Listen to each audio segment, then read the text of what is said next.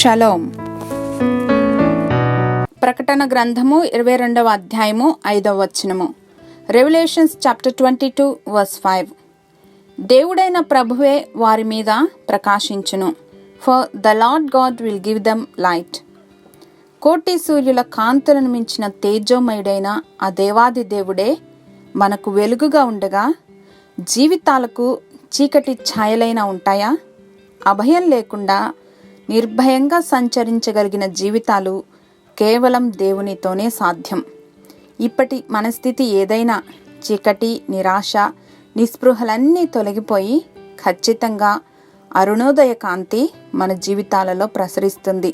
కాబట్టి ఇప్పుడు భయభ్రాంతులకు గురి చేస్తున్న చీకటి ఛాయలు తొలగిపోయి వెలుగు తప్పక తొంగి చూస్తుందనే నిరీక్షణ సజీవమైన నిరీక్షణ.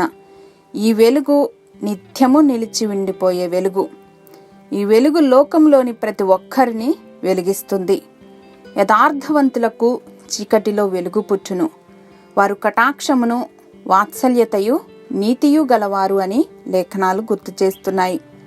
ఈ లోకంలో దుఃఖము, బాధ, ద్రోహము, అన్యాయము, నిరాశ, నిరుత్సాహం అనేవి ఉన్నాయి.